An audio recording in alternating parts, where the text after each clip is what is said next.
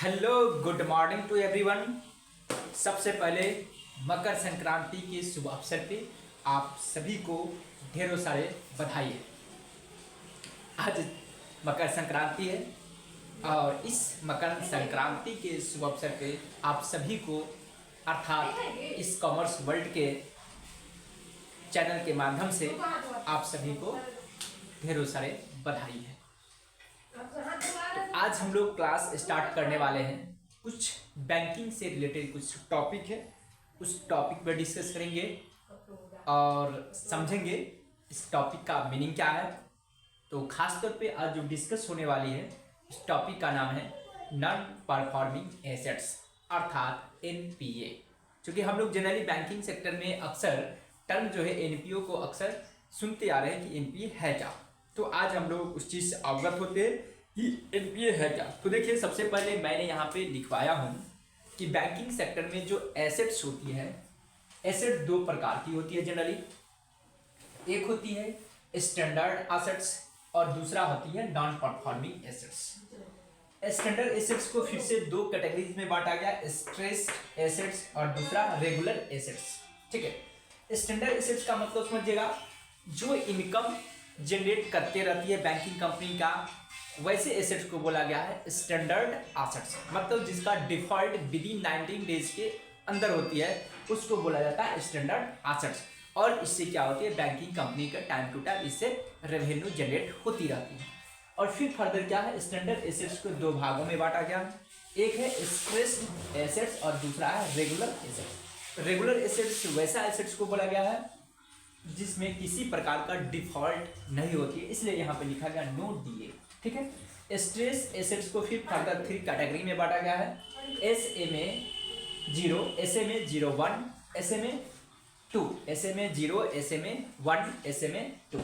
SMA का मतलब होता है स्पेशल मेंशन एसेट्स। ठीक है, स्पेशल मेंशन एसेट्स का मतलब क्या है कि स्ट्रेस एसेट्स में कुछ डेज के लिए डिफॉल्ट होती है, मतलब अप टू 19 डेज तक होती है। क्योंकि स्टैंडर्ड एसेट्स का मतलब ही होता है, तो इसमें कुछ कुछ एसेट्स है उसको कैटेगरीज वाइज बांट दी जाती है कि किस एसेट्स को किस कैटेगरी में रखा जाएगा। तो यदि कोई बरोबर या लोन का कस्टमर, इसको लग कर दो यहाँ से छुपा देता है, लोन की कस्टमर बरोबर या कस्टमर जो 0 से लेके 30 डेज तक डिफॉल्ट करती है उसको बोला गया SMA 0। अगर बरोबर 31 से लेकर के 60 डेज के विदिन अगर वो डिले करती है तो वो कहलाती है SMA 1। SMA 2 के अकॉर्डिंग आता है 61 से लेकर 90 डेज, तो वो कहलाती है SMA 2 यानी कि स्पेशल मेंशन एसेट्स।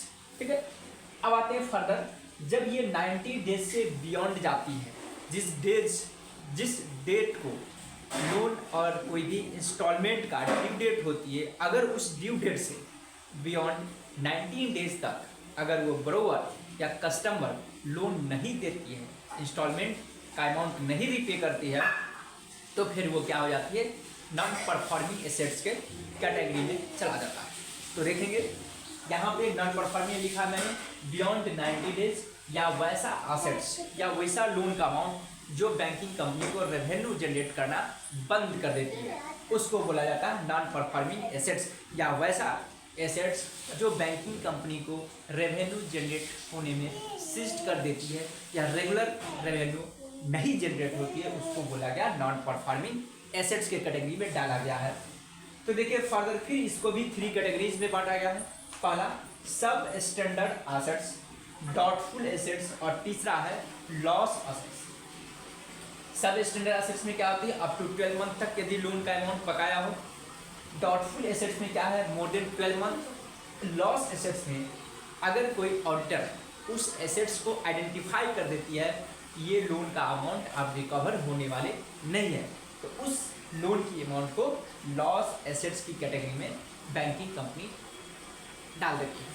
इसलिए लिखा है मैंने नो रिकवरेबल, वैसा लोन का अमाउंट जो रिकवरेबल होने की संभावना नहीं है उसे बोला जाता है लॉस एसेट्स। आई होप कि आप लोग को यहाँ तक समझ में आ गया होगा। Okay, bye bye, have a nice